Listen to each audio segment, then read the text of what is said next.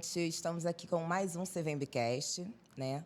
É um podcast, é um bate-papo a respeito da Comissão da Verdade da Escravidão Negra no Brasil, pela OAB Barra Rio de Janeiro. Eu sou Elizabeth Baraúna, advogada, estou presidente desta comissão e hoje eu tenho a grande satisfação, a honra de receber uma convidada que, dentre muitas qualidades, qualificações, títulos, na verdade, é uma cidadã que se mostra muito comprometida, engajada e também uma escritora que nos faz refletir, que nos faz transcender a respeito das questões sociais e principalmente das questões raciais. Eu estou falando da doutora Cristina Gaulia, desembargadora do Tribunal de Justiça do Rio de Janeiro. Cristina, muito obrigada. Agradeço muitíssimo a sua presença, a sua disponibilidade, a sua generosidade em estar aqui e ainda comprometida com uma causa que para nós é muito cara, do coletivo, né, negro, mas principalmente do Brasil. Então, Elizabeth, uma honra para mim estar aqui. Mais do que uma honra, é um prazer, né? Porque interlocução é uma das pautas que vão ajudar, na verdade, na superação dos nossos inúmeros problemas sociais, né? E eu acho muito interessante que vocês tenham me convidado justamente na semana, né? A semana que está acabando, né? Em que houve o dia 21 de março, né?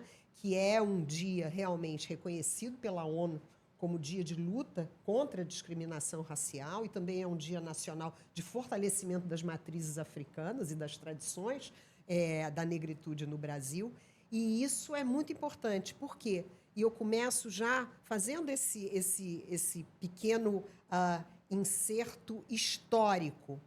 Na África do Sul, né, que justamente na década de 70 levou a um grande movimento para que as pessoas negras pudessem transitar livremente por todos os espaços, criou-se esse movimento que acabou, na verdade, causando a morte de 69 pessoas negras e lesionando outras tantas. E isso levou a ONU, 6 anos depois, a reconhecer a importância de marcar determinados fatos históricos. Então, eu estou muito contente de que nessa semana, do dia 21 de março, vocês tenham me convidado para eu estar aqui com vocês, batendo um papo. Nós é que agradecemos, né? A doutora Cristina, que eu queria falar Cristina, porque eu me acho tão próxima em função do exercício da sua ideologia, do exercício, né, das suas práticas cidadãs e da sua pessoalidade também, né?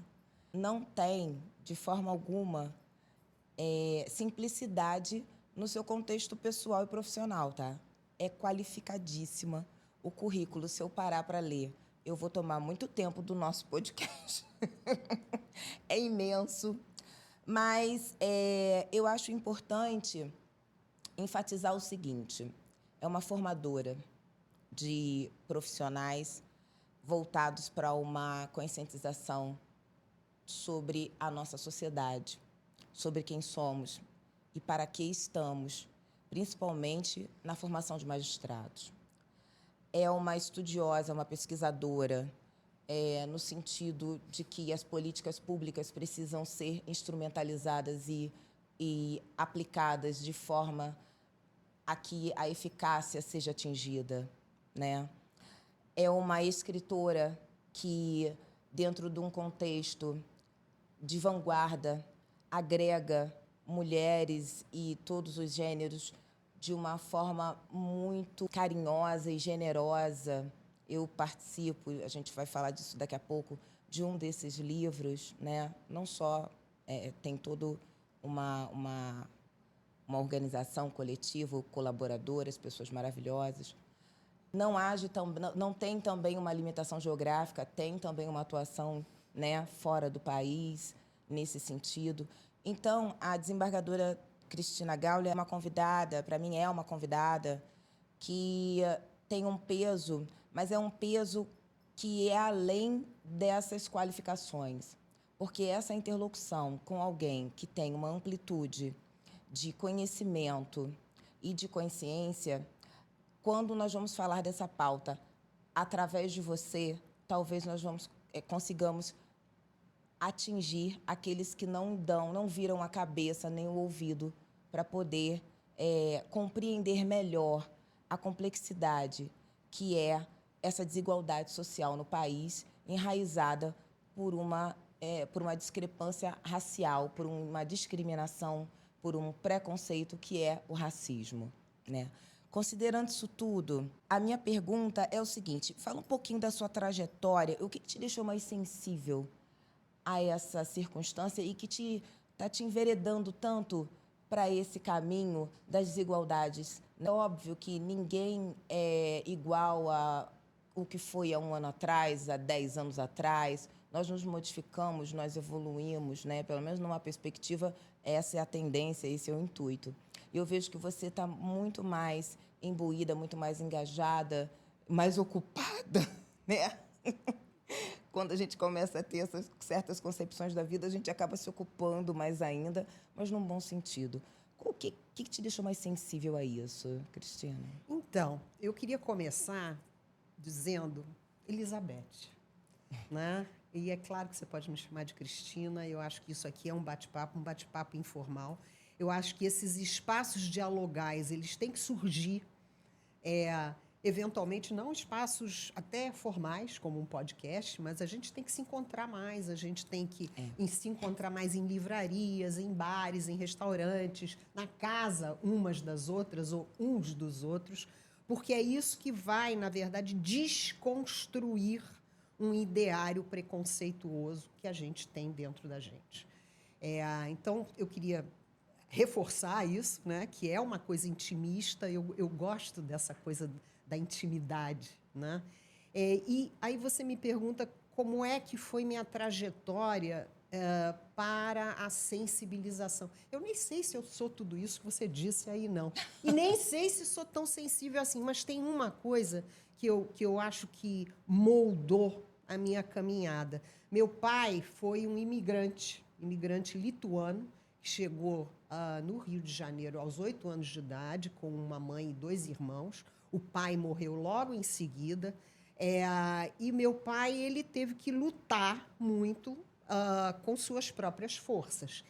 E os imigrantes que chegaram naquela época, isso foi o quê? A década de 40 no Brasil, foram pessoas, seres humanos, homens e mulheres, que não viam diferenças entre todos os imigrantes que chegavam.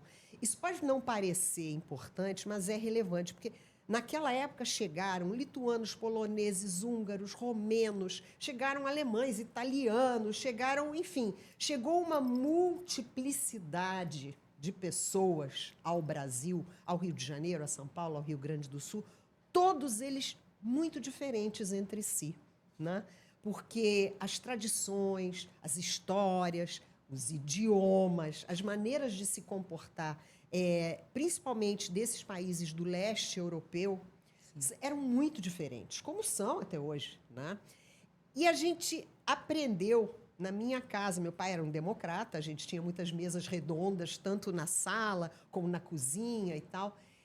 E nós recebíamos na nossa casa todos os imigrantes que chegavam e precisavam ser recebidos. Então, meu pai nos ensinou que, na verdade, não havia diferenças, né? As pessoas chegavam, precisavam do mesmo tipo de apoio. Claro que eram todas brancas, né? Pelo amor de Deus, não me interpretem mal. Mas havia uma diferença geradora de preconceito.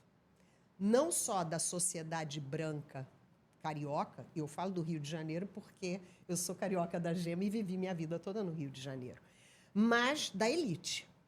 Então, aquele imigrante que chegava com uma mão na frente e outra atrás, não tinha onde ficar, não falava português, né? Sofria preconceito.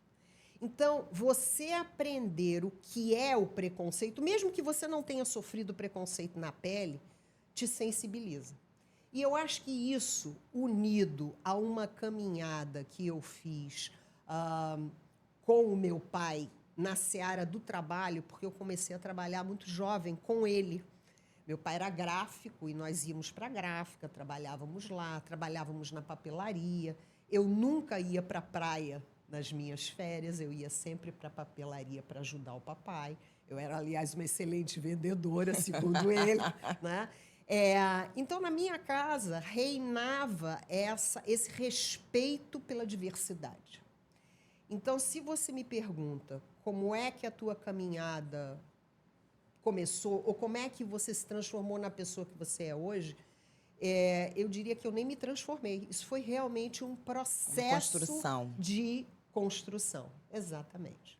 Uma construção. Eu acho que é muito isso. E, considerando isso, você entende que... você falou agora, por exemplo, de uma história, de uma vertente de uma história, né, verdadeira, esclarecedora, da construção, da formação social dos imigrantes dentro da nossa sociedade. E a comissão, ela busca, né, trazer a verdade da história do que foi o período escravagista dentro da nossa sociedade. Perfeito. Por quê? Porque houve, sim, né, um apagamento, houve uma romantização, houve uma marginalização do que foi o processo escravagista, né? Dentro do, por exemplo, se fala que o Quilombo dos Palmares, porque Zumbi tinha escravos, o Zumbi ele também prendia... Não, ali foi constituído uma outra forma social, né? Eles estavam tentando construir dentro do contexto, né, de fuga, de busca da liberdade. Busca da liberdade, exatamente. Resgatar um pouco do que eles eram na África, né?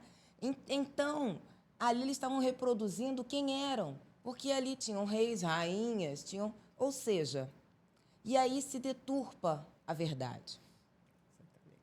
E se deturpa também, e se omitiu durante muito tempo, a forma pela qual, não é nenhuma questão de omissão, não se deu atenção pelo apagamento também. A gente fala de omissão e de ignorância, né, desconhecimento, de como se deu e de como se dá, através do reflexo, esse processo escravagista. Eu queria que você falasse para a gente sobre a importância dessa decolonialidade, né? Como você explicou, da literatura, do protagonismo negro, do protagonismo, né, das histórias, das contribuições para o nosso país.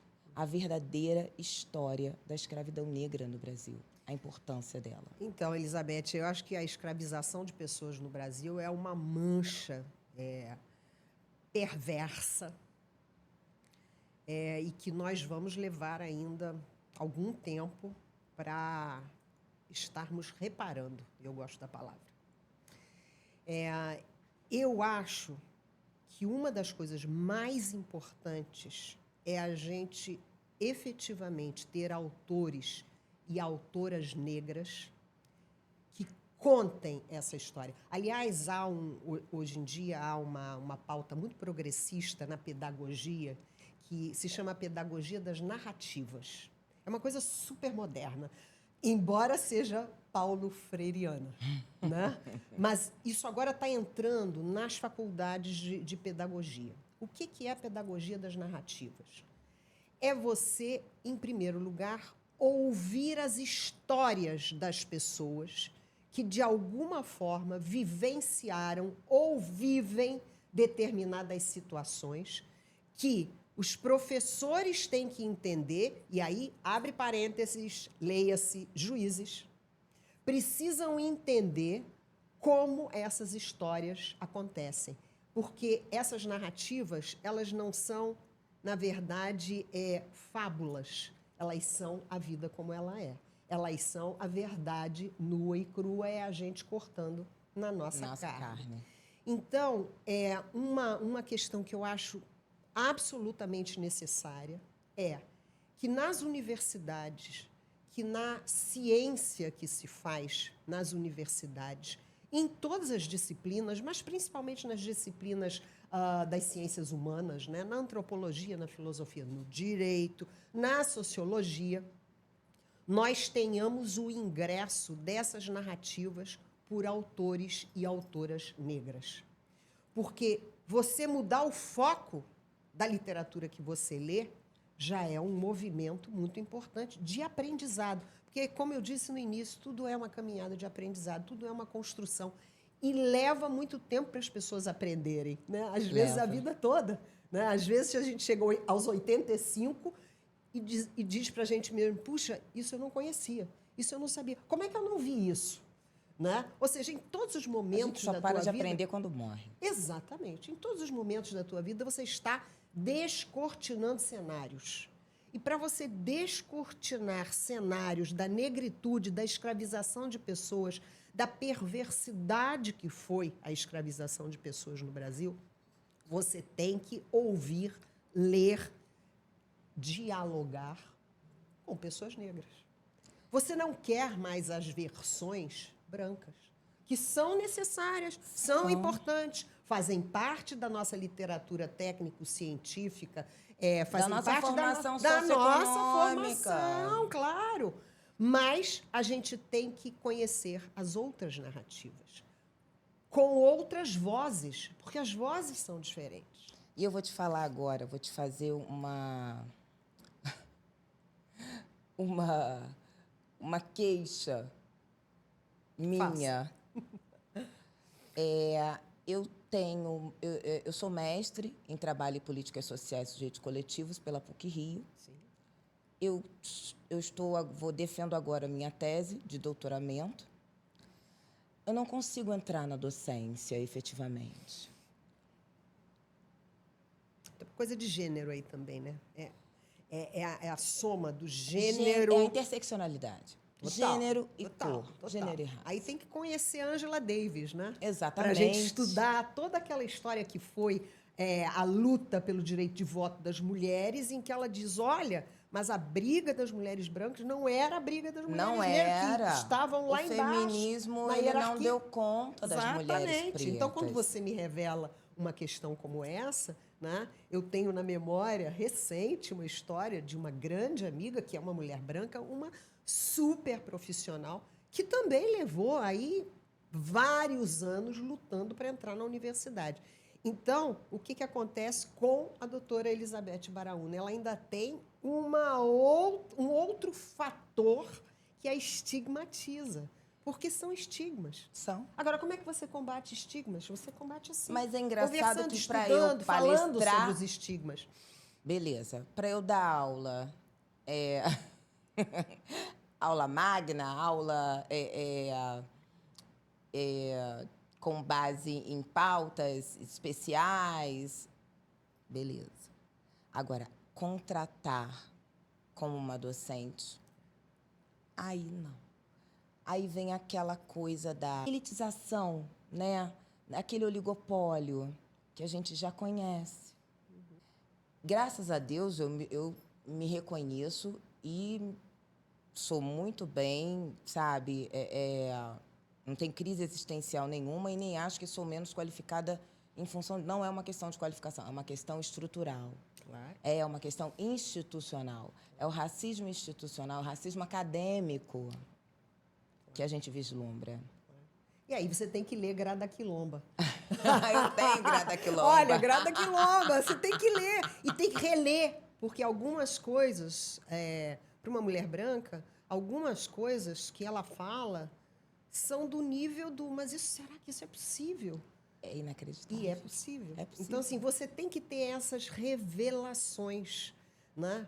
Por uma intelectual de peso, uma professora que se estabeleceu numa universidade onde ela era a única aluna do doutoramento branca, né? E onde ela sofria, na verdade, preconceitos diários, né? Onde ela ouvia narrativas de amigas, né, que sofriam preconceitos até das pessoas mais próximas, né? E ela fala muito bem disso, né, dessa hierarquização que a cor da pele gerou. Então, assim, a cor da pele, diferente da branca, hierarquiza as pessoas por baixo. Na verdade, cria uma escada hierárquica que não tem absolutamente nenhuma motivação, nenhuma razão de ser e não se explica. Não se explica socialmente, não se explica filosoficamente, não se explica por nada. Então, são fatores internalizados de preconceito. Isso é preconceito. Sim. Isso é um preconceito estrutural. Sim. Né? São coisas que você fala, mas, gente, como é que isso pode acontecer? Mas por que isso está acontecendo? E ninguém te responde o porquê das coisas. Né? É como as crianças pequenas. Meu filho, esse mais novo que é ator, ele era o cara que mais perguntava por quê. Mas por quê? Mas por quê? Até que chegava uma hora que você falava, pelo amor de Deus, deixa o resto dos porquês assim. para amanhã. Entendeu? Mas é isso. As crianças, elas sabem estimular os adultos através dos porquês. E eu acho que nós temos que estimular a nossa sociedade, a nossa elite intelectual dos porquês. Por que Elizabeth Baraúna não é uma técnica, uma profissional apta a ser contratada? E assim como Elizabeth Baraúna, várias outras. Né? Ah, a Beth está chorando. Não, eu estou falando o que muitas outras, né? Mulheres negras muito capazes. Igual a campanha que houve para ministra negra no STF. Aí as pessoas vinham com uma contrapartida de o que não importa a cor, o que importa é a competência, é a qualificação. Falei, estamos ultrapassando este quesito. A gente tem uma fala muito hipócrita no Brasil, né? E essas falas, por exemplo, de não, isso não tem a menor relevância. Não tem a menor relevância. A gente sabe que é uma hipocrisia institucional. Exatamente. Né? Porque a gente percebe dos dados estatísticos. Né? Então, se você olha para os nossos tribunais superiores, você vai ver a quantidade de mulheres, em primeiro lugar, muito menor que a dos homens, e a quantidade de mulheres negras, onde estão. Agora a gente tem uma maravilhosa Adriana Cruz, que eu admiro muitíssimo. Já esteve várias vezes lá na EMERGE, e que assim, e está fazendo o papel dela muito bem. Está agora estimulando o CNJ a estabelecer práticas diferenciadas para os estudantes negros. Porque a gente precisa amparar, para que eles cheguem lá, estudantes, homens e mulheres, claro, né? Para que eles cheguem à magistratura, não basta a cota. Não basta a cota. A gente sente isso muito na EMERGE. A EMERGE tem cota, aprova os alunos negros e também dos povos integrantes dos povos originários e até deficientes físicos. Mas não basta isso, você tem que depois dar a bolsa integral. Mas para entrar na EMERGE, você tem que criar toda uma ambiência que possibilite esses alunos de ser cota da cota. Exatamente. Entendeu? Porque senão não entra. Não entra. Porque a política pública, né, melhor do que você, ela existe, ela tem uma instrumentalização dada, as ações afirmativas também, mas a gente não vê aquilo ali girar. A gente não vê girar. E é o que eu bato na tecla. Aí as pessoas falam, mas então tem que ter lei. Eu falei, gente, não precisa de mais leis. Não vamos inchar. Chega. Vamos efetivar. Está faltando aplicabilidade. São práticas, né? São tem que botar práticas. em prática agora, né? Por exemplo, a Agenda 2030, as ODS. O CNJ se comprometeu com a ODS, né, do Pacto da Equidade Racial. Verdade. E, dentro do contexto, eu estive analisando os números. Em 2022, 2044, a gente consegue um programa, uma progressão tão ínfima que deu vontade de rir. Verdade. Mas existe esse comprometimento. E eu estou falando além de 2030, estou falando de 2044, que foi a progressão que foi dada, né? A projeção para a progressão, onde o índice aumenta irrisoriamente. Ou seja, as campanhas por ministra negra, O quinto constitucional, por exemplo. O quinto constitucional precisa ter a bolha furada. A existência de uma mulher desembargadora negra em 192 anos de tribunal no Rio de Janeiro, que se torna uma lenda viva, que deve ser super querida, amada, doutora Ivone, deve ser muito cansativo para ela. Muito cansativo. Ser um paradigma único é muito cansativo. E você vai caminhando, né? E a Ivone é uma combatente de longa data. Eu a conheci quando ela era juíza de infância em São João de Meriti, onde eu fui durante muito tempo magistrada da vara de família e tal. E a gente percebe, fui também professora do Caetano, do filho dela, né? Uhum. Então, assim, eu conheço a família, conheço o Maurício, um querido Sim. também. É muito difícil você lutar sozinha. E tem mais. Existe uma coisa nos tribunais que meio tenta homogeneizar quem entra. Então, mesmo que você tenha uma ascendência negra, mesmo que você seja preta ou preto, não necessariamente negro, existe uma tendência dos tribunais a passar a pautar o teu comportamento, né? Para que você se integre, para que você faça parte do grupo. E isso acaba gerando uma diminuição da força das Sim. batalhas, né? É claro. Então, isso tem que ser falado, isso tem que ser conversado, isso tem que ser dito, né? E eu outro dia falava num pequeno grupo de estudantes e tal, eu falava sobre a vestimenta, por exemplo, né? Nós temos uma maneira de nos vestir nos tribunais, que é aquela maneira formal, né? Sim. 3 cores básicas, né? Preto, azul marinho, marrom, quando muito um cinza e uma chemise branca. E quando eu vejo, por exemplo, da tribuna advogadas negras, elas não vêm vestidas da forma como, por exemplo, as matrizes africanas pautam, como quando você vai num quilombo, como as mulheres negras estão vestidas. Quando você vai a Luanda, como eu fui já 2 vezes agora no passado, você vê aqueles tecidos maravilhosos, você fica assim, encantado com as cores, né? E aí você fica pensando assim, poxa, essa advogada, ela está vestida como uma advogada branca, né? Então, assim, isso é diferente, isso faz a diferença, né? E isso realmente deixa as pessoas muito solitárias, né? Então, a Ivone, né, nos momentos em que a gente consegue estar juntas, que são poucos, porque ela realmente tem uma agenda muito intensa. Eu falo com ela quase toda semana e são 2h30 no telefone. Exatamente, exatamente.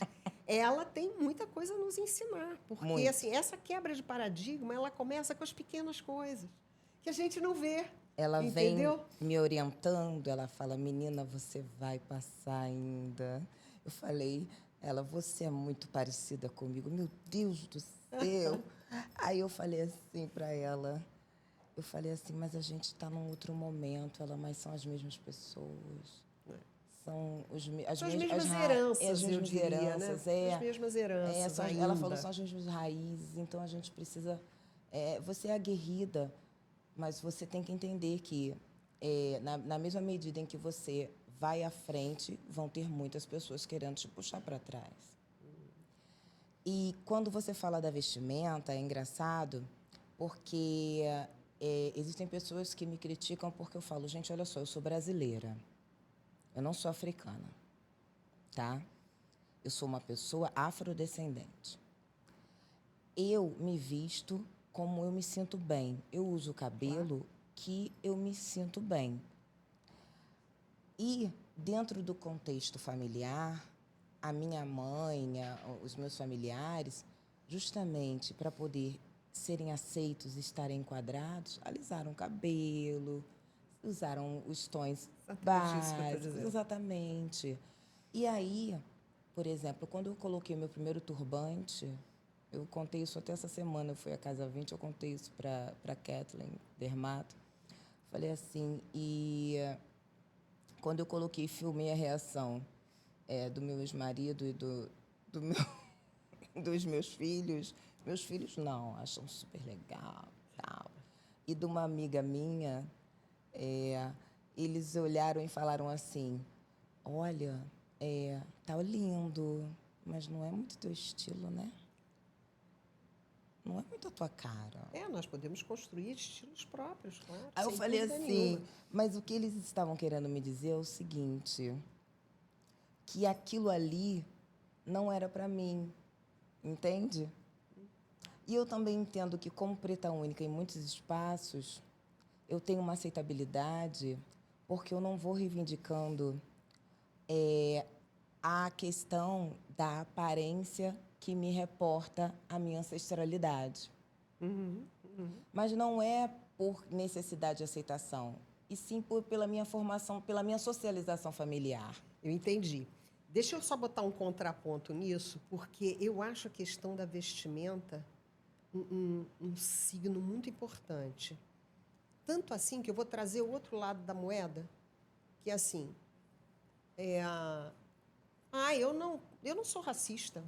Eu, inclusive, fui à África e comprei vários vestidos coloridos e eu agora uso os vestidos coloridos. Eu, inclusive, estou usando turbante.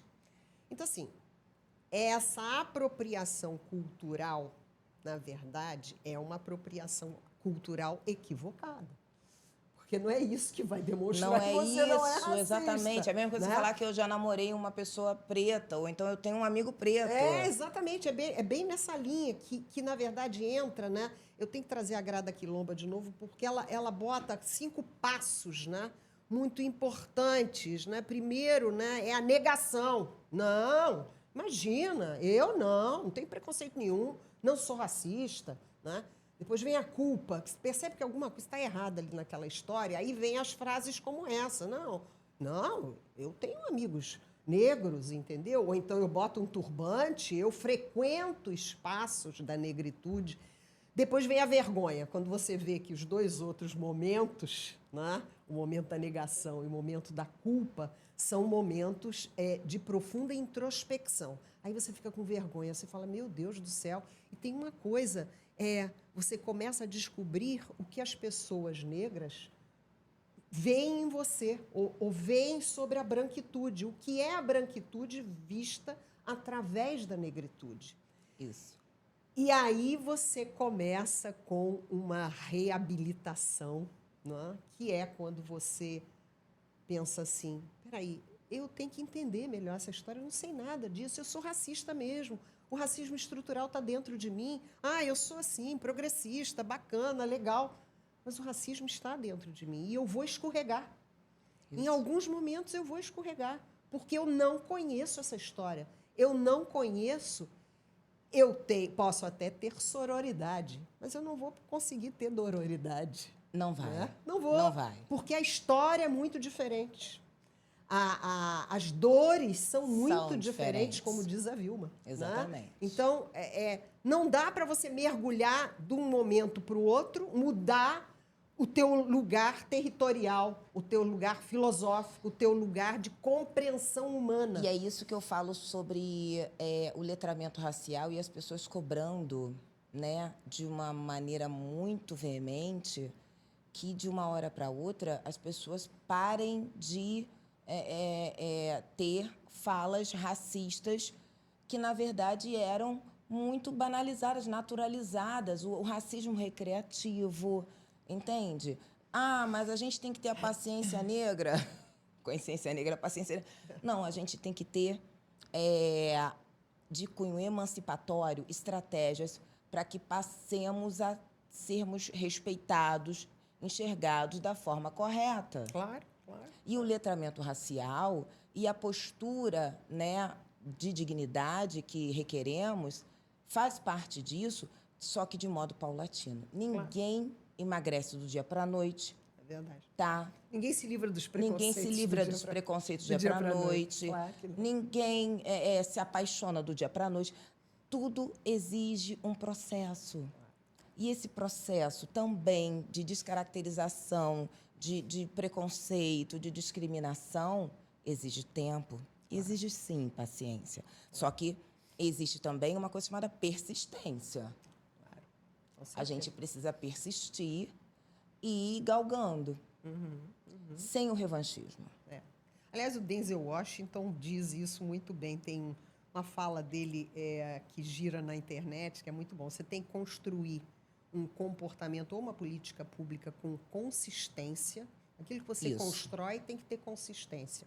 Mas você tem que ter persistência para que aquilo que você construiu, que pode ser muito bom, flua no tempo. Exatamente. Porque se você construir uma boa ideia, obviamente, no fundo do mar, não adianta nada. Você tem que trazer a boa ideia para a tona, para a superfície. Mas também não adianta deixar ela boiando no meio do oceano. Não. Ela tem que ser resgatada, construída, acalentada, cuidada, semeada, adubada, para que ela se torne, na verdade, uma política pública ou um comportamento forte, capaz de provocar uma mudança na sociedade ou naquele núcleo social em que você vive. Então, assim, construir ou reconstruir uma identidade brasileira que, na verdade, una pessoas tão diversas e pessoas que estiveram, na verdade, em posições tão diversas, umas sendo muito maltratadas e as outras comandando os maus tratos, é realmente um processo muito longo. É um né? desafio muito grande. Desafiador, desafiador. Você vê na Alemanha. Na Alemanha, essa história do nazismo e da Segunda Guerra Mundial ainda levará uns bons 100 anos para ser trabalhada como deve, né? Porque é muito interessante, assim, claro que o período da escravização de pessoas no Brasil foi muito maior do que o período nazista, mas levou... A quantidade de pessoas mortas. Claro, mas levou-se na Alemanha quase 40 anos para que a sociedade começasse a conversar sobre isso, sobre o significado que o nazismo teve na Alemanha. Então, assim, nós estamos muito atrasados, né? Muito. Nós brasileiros estamos muito atrasados. Esse diálogo, essa reconstrução, essa reabilitação, né? Essa consciência da pseudo-abolição, 13 de maio e o dia 14 de maio, Claro. Todo mundo entregue ao Deus dará. ao Deus dará, Exatamente. né? Então, isso é uma coisa que é muito interessante. Essa desconstrução do 13 de maio é um passo adiante. Sim. É um passo adiante. Porque até pouquíssimo tempo atrás, eu vou te confessar, eu pensava... Claro que eu sabia que era uma abolição para inglês ver. Exatamente. E realmente foi daí que Foi, surgiu claro, essa expressão. essa expressão. Né? Mas eu ainda falava no 13 de maio, como a data da abolição. Enfim, era uma ideia introjetada que estava lá, construída dentro de mim. Quando eu comecei a alargar os meus horizontes e enxergar todas as demais datas, como o 21 de março, por exemplo, ou como a data em novembro, né, como efetivamente uma data de luta das pessoas que herdaram as marcas da escravização, eu comecei a ter um outro enfoque. Por Vai levar exemplo, muito tempo dia ainda, 31 de agosto aqui no Brasil é dia da nutricionista, mas no resto do mundo é dia das pessoas afrodescendentes. É interessante isso. Isso eu não sabia nem que era dia da nutricionista. Eu estava na Costa Rica, que eu fui fazer uma fala, né, uma palestra sobre a Comissão da Verdade da Escravidão, a importância da Comissão da Verdade da Escravidão Negra no Brasil, porque você saber da verdade do processo escravagista é que você chega até a igualdade racial. Se você não souber do porquê que você milita tanto por uma igualdade, aí vem essas falas sem fundamento e que dão base à intensificação do preconceito e da discriminação, ou seja, do racismo. Por quê? Porque não se conhece a verdade. Claro. Então, mas por que cotas? Por quê? Por quê? Somos todos iguais. Surgem esses diálogos contrapostos, né? Mas então Isso é preconceito, é racismo inverso. Racismo Essas reverso, são as claro. histórias muito interessantes, né? Quando você ainda está lá na fase da culpa, você não chegou nem no reconhecimento, Não. que dirá a fase da reparação, que na verdade são os 5 passos, Exatamente. né? E a última fase é a fase da reparação, que é uma construção inevitavelmente coletiva. Inevitavelmente coletiva. Você não pode... E eu dou um exemplo agora também muito interessante, né? É muito interessante quando você vai para os outros países e vê como é que os outros países estão trabalhando as questões, né?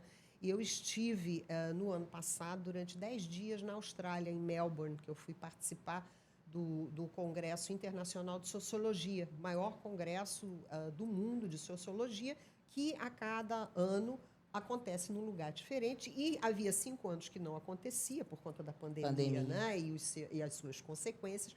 E foi, então, na Austrália. E eu fiquei absolutamente impressionada como eles estão fazendo a reparação dos povos originários, dos aborígenes e dos descendentes dos aborígenes. Não há um evento que comece na Austrália, em qualquer lugar da Austrália. E quando eu digo evento, é mesmo os julgamentos na Corte Suprema, ou o Congresso, ou o professor entrando em sala de aula, em que eles não peçam licença aos povos originários para estarem ali. Isso me arrepia. A abertura do Congresso, que tinha 3.000 pessoas no auditório, para você ter uma ideia, não tinha a bandeira da Austrália no palco. Entrou uma descendente dos povos originários australianos, dos aborígenes, fez uma saudação na língua nativa e traduziu essa saudação pedindo licença aos ancestrais que viviam naquele lugar.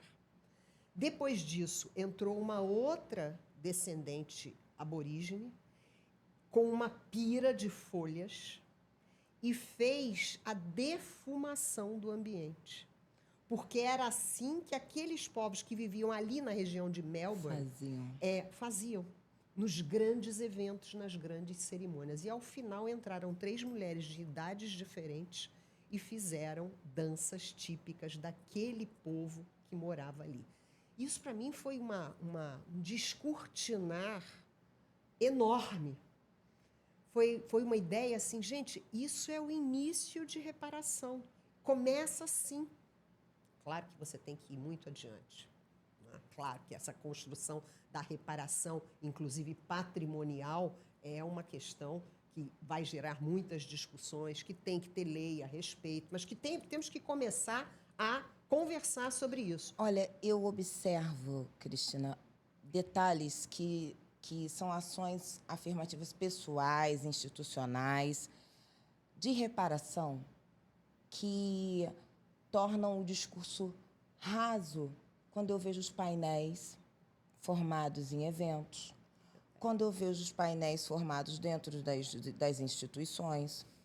Eu falei da questão da docência, mas, por exemplo, o Dia da Mulher, eu vi várias mesas onde não tinha uma mulher preta. Eu vejo várias atitudes coletivas, né? Vários movimentos coletivos femininos e até de todos os gêneros, onde não se insere o personagem, né, negro, preto ou pardo, né, quero dizer. E havendo um contingente esperando para a inclusão. Claro. Porque representatividade é representatividade. Todo podcast eu falo a mesma coisa. Não me chame para festa se não me for me chamar para dançar. Com certeza. Excelente. Excelente lembrança. Não é? Claro. Estou dentro de uma comissão onde eu não sou convidada para nada, onde eu não protagonizo nada, onde o meu conhecimento não é subutilizado ou não é utilizado para nada. Eu estou ali por causa de uma cota simbólica. Para inglês ver? Ainda para inglês ver. Exatamente. Você vê como é que os dados históricos estão dentro Exatamente. da gente, né? E aí eu queria falar, antes da gente finalizar, desse livro que foi organizado, né? Pega ele, eu consigo pegar ou você consegue? Claro, eu consigo afastar aqui um pouquinho o microfone, depois ele volta no lugar. Que é esse? Que é de suma Nós, mulheres do século passado. século passado, porque aí nós refletimos. Eu tive o prazer, a honra, sabe, de participar, e foi organizado pela desembargadora Cristina Gaulia e idealizado pela escritora Vilma Piedade, organizado em conjunto com a desembargadora Andréa Pachá. São 3 mulheres muito potentes que conseguiram reunir mulheres de todo o estereótipo, função, característica, ou seja, todo tipo de mulher, inclusive um coletivo negro importante para retratar a nossa formação social real brasileira. São as narrativas, né? As narrativas. Exatamente. O exercício dessa pedagogia, né, de narrativas. Verdade. Então, este livro que está disponível, acho bom que comprem. Com certeza, comprem. Importantíssimo. Importantíssimo. Ele é uma ação afirmativa, né, voluntária, importante, onde nós abordamos ali várias temáticas dentro do gênero feminino, mas muito imbuídos dentro da pauta racial, dentro da pauta, né, das mazelas, das expressões das questões sociais que temos no nosso país.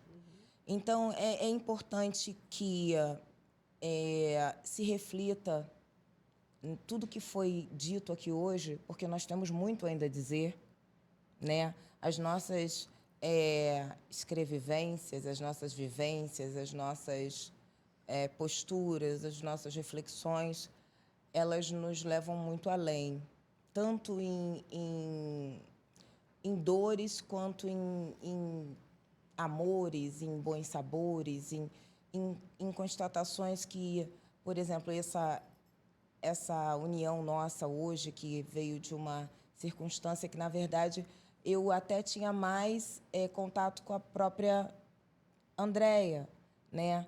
Mas, por exemplo, temos aqui uma interlocução muito próxima, muito boa, muito, né, A gente humana. tem que abrir as portas, a gente né? vai abrindo as portas. Claro. E a Vilma, que é 440 volts, não 220, mas que é um amor, né, que eu tenho um carinho, uma paixão, um amor, ela tem um amor por mim muito grande, Vilma Piedade, escritora Vilma Piedade, que cunhou o conceito de sororidade, que advém da sororidade além do gênero feminino, qual seja ele, biológico ou social, mas em se tratando das mulheres pretas, porque as mulheres pretas têm dores que as mulheres brancas desconhecem. Como nós mencionamos aqui, o feminismo não deu conta dessa parcela, porque é uma questão da construção social. E a Vilma Piedade consegue fazer esse elo, né? E consegue trazer, formar, mesmo que subjetivamente, essas interlocuções. Dentro da comissão, nós temos um jargão que se chama Vamos Reparar. Nesse bate-papo gostoso, Cristina, eu queria que você me dissesse o que te impulsiona a fazer um apelo. Você pode olhar para aquela câmera e falar sobre o que te impulsiona a dar esse recado para as pessoas. Vamos reparar, né? Dentro da verdade da escravidão negra do Brasil e a nossa sociedade hoje e a nossa sociedade que está por vir. Por quê? Vamos reparar. Eu acho que assim é muito importante a gente tomar consciência, né? Essa tomada de consciência, esse reconhecimento de que a escravização foi uma chaga perversa na história do Brasil e que as pessoas brancas têm uma responsabilidade enorme nisso, histórica e atual, gerará, de qualquer forma, o reconhecimento de que precisamos atuar, precisamos ser ativos, precisamos ter iniciativas que nos aproximem e que permitam que a gente se reconheça como lutando por uma mesma sociedade, porque a gente quer uma sociedade brasileira melhor. E o que é melhor?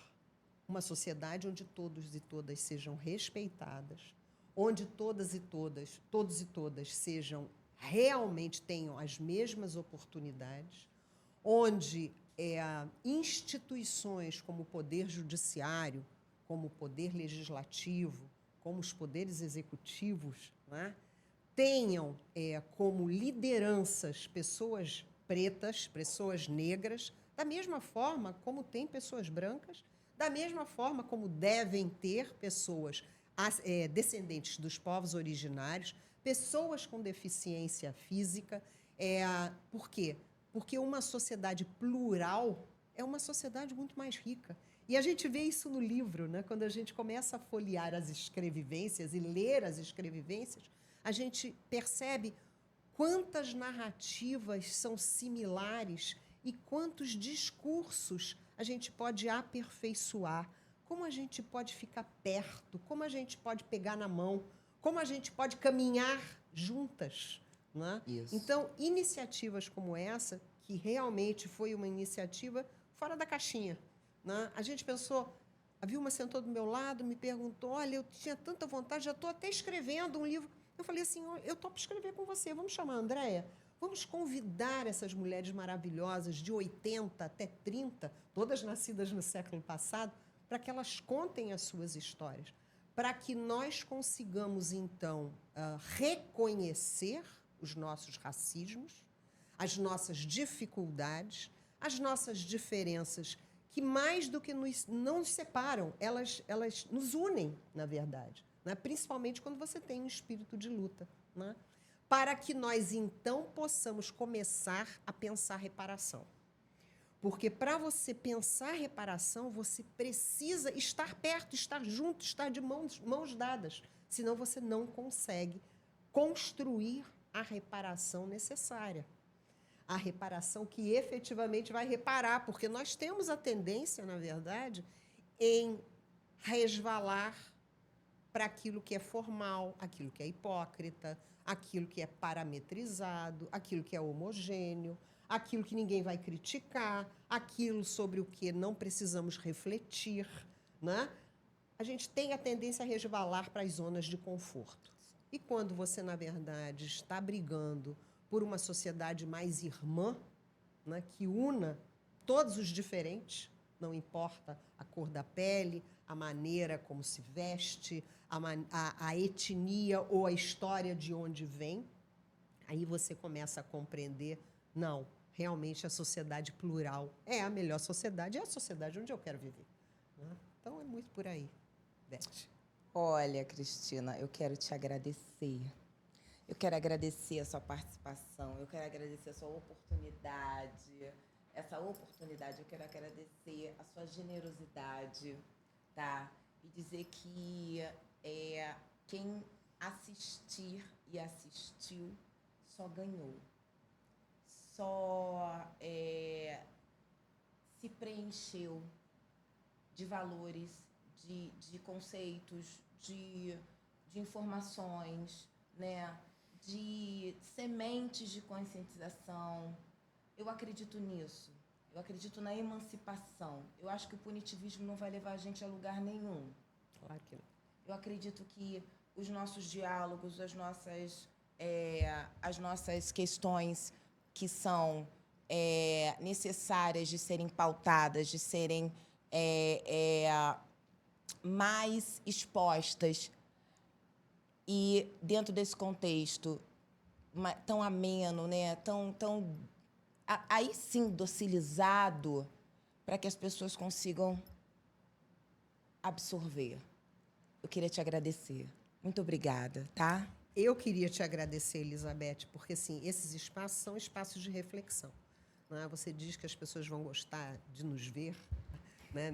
de participar mesmo à distância dessa nossa conversa, mas eu quero que você fique certa de uma coisa. Essa hora que passamos juntas foi uma hora de muita reflexão para mim.